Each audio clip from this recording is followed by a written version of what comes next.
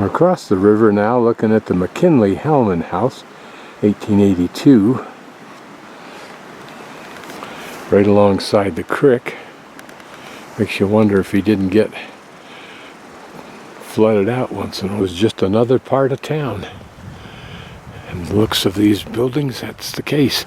Maybe a later part of town, but who knows? Like, this is the extent of the old part of town that still exists on this side of the river. And as you can see, looks like a very modern home. But we'll take a closer look at these few remnants of the past. Some with placards indicating ownership and date. You can see big homes, or bigger homes, up on the hillsides there. Helmer Swaro, 1885 house. Imaginative way of dealing with the chinking, it looks like, hammering in those sheets of thin metal to keep out the weather. The base, I wonder if it actually worked well. It appears to, but would have rotted when water seeped in behind that. This design of corner coping so that water drains away from each cope. That's a little cabin with its add-on, and it has a satellite dish on the back. My bet is that the people who, for whatever reason, still own these use them, for example, as summer cabins or hunting cabins. Now, I don't know if they're referring to that little house there that we just saw, or to what I think is a shed or a toilet. We'll look inside. It was a pump house. House, 1885. It would be neat if I could find on the internet resources to tell me more about these people. Here are the skis. Probably modern skis, relatively speaking. Ubiquitous outhouse. Whatever the reason, these are two-holer outhouses, but maybe for men and women. It's funny that this is so close to the creek. You'd think they would have had a clue about that. Plus, you can imagine them spending time out on this deck, even right now when it's starting to get warm after it was 0 degrees an hour or so ago. This is probably a later house given that clapboard design. Building's unnamed, we'll look inside in a moment, but this is the road building number 1 from the 1800s. Boards it, notice how you can see the imperfections in the glass of those days. They're all plastic. This is entitled Road Building, as though it was used for roads, but it's very much got the decor of a home. Notice the wallpaper.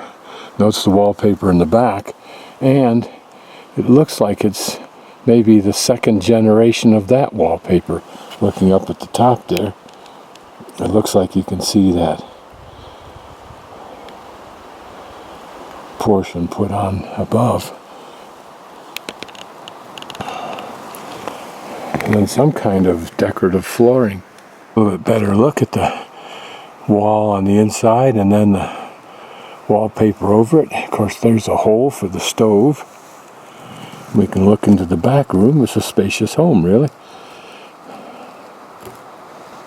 If in fact it was a home or a spacious work building, either way. At his old kitchen cabinetry, but whether it came from this building or not, who knows?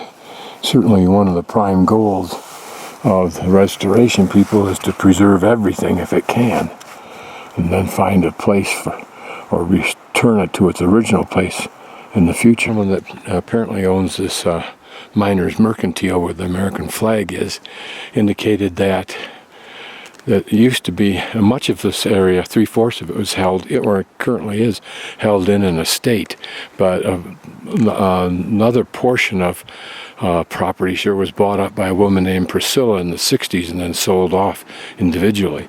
But now it's become an important place for home people who often own these cabins from the 60s on or earlier, stayed in the family, or as we saw on the other side of the river, have actually built new places. Here's a little cabin right on the main drag that you can rent as a rental. exactly afraid of tourists, as you can see. They're probably confidently being fed during the summer.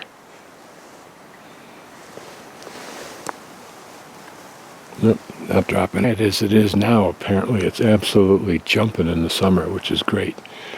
That means these people make money. This place stays alive and hopefully keeps getting restored. Walls, of course, are seen all over the world, wherever they're stone. But I always find them interesting in wondering who built them and why. What was the motivation for this much effort? Certainly what this does is it supports that road bed. But could that road bed have been existing without it? There are lots of roads that don't have such walls. Looks like a separate addition, but why would it be tacked right on? Although, why not? Long building that I'll show you in a moment, right at the beginning of our walk, is the Pawnee Mill Stable, 1892. So about 12 years after things started to get going, apparently. Apparently it's been restored from a pretty rough condition that you saw in the photo. Notice here too is that to flatten out a chunk of land for a building took some work. This is rock. This is Jackson Hole rock, and it's hard work. Beneath this is the remnant of what I think is either an aqueduct or a sluice of some sort, or for a sluice running all along through here, downstream for some purpose. There's a better remnant of the base. This is what looks like a finished wall up there in the trees, but all of that area that's fairly flat probably was used for homes. Notice those are new trees in there on that flat.